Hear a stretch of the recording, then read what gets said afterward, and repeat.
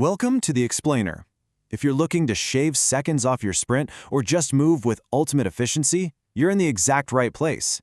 Today, we're breaking down the literal physical mechanics you need to transform your running form. We're taking it from a natural, unthinking habit into a highly competitive, calculated movement. So, ask yourself, do you really know how to run? Sounds like an incredibly simple question, right? I mean, we've all been doing it since we were toddlers.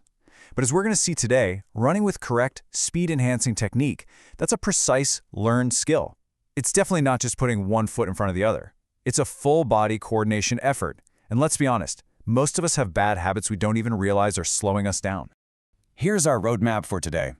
We'll quickly cover why technique matters, then break down the exact mechanics of a single step. After that, we'll dive right into 3 specific actionable running drills, A, B, and C. All right, Section 1, why running technique matters and how to get that competitive edge. We all know running is highly competitive, but here's the takeaway that surprises a lot of people. Speed isn't just about leg strength. It's actually a full-body kinetic chain.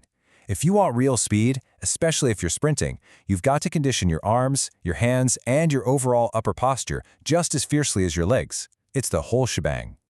Moving right along to Section 2, let's break down the mechanics of a single step.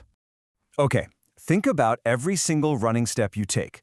It actually consists of 2 distinct alternating phases. First up, you've got the support phase. This is the exact split second when your foot is in direct contact with the ground, bearing your weight and getting ready to push off.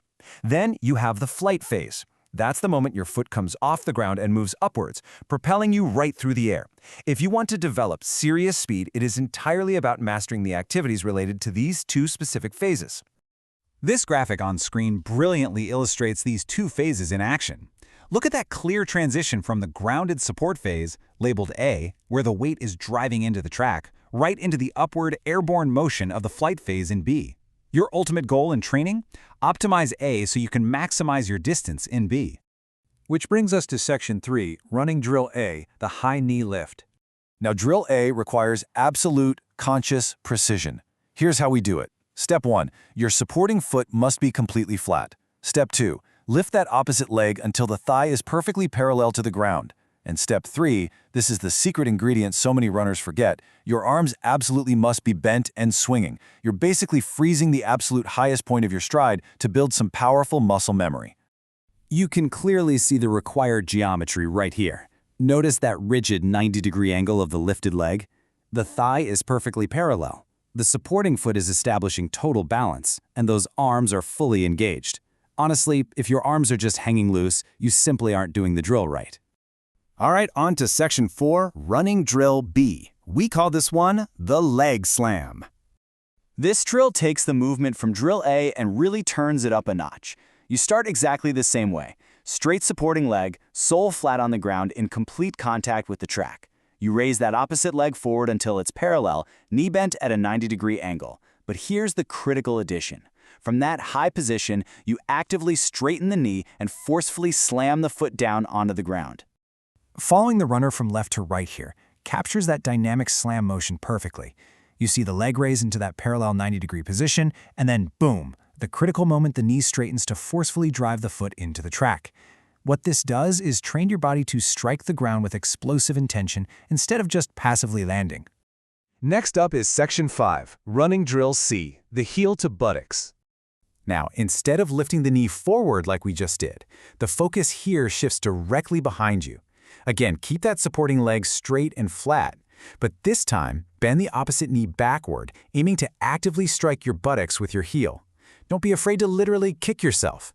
Do this as you walk forward, and, you guessed it, keep those arms swinging. As you can see in this illustration, despite that vigorous backward kicking motion, the runner's posture remains completely upright. He isn't leaning forward at all. The upper body stays super disciplined, and the arms continue their running swing perfectly synced with the legs.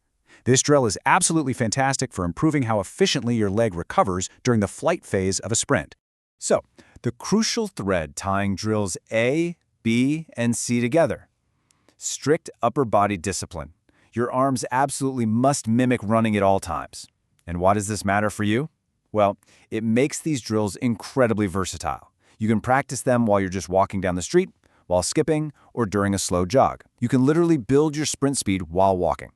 To truly master all of this, the source material recommends a very specific progression. Head to a local playground or a track. Start out by just hanging your legs alternately while staying in the exact same place. Get those 90-degree angles and arm swings right from a totally stationary position. Then, once you feel balanced, progress to walking while doing the drills. Finally, try executing them while running slowly. It's a perfectly structured path from basic coordination straight up to dynamic movement. So, are you ready to hit the track? You've got the mechanical blueprint now, the support and flight phases, and the exact progressive drills you need to transform your kinetic energy. The next time you lace up those running shoes, ask yourself, are you just putting one foot in front of the other? Or are you actually engineering every single step? Just how much untapped speed is hiding in your stride right now?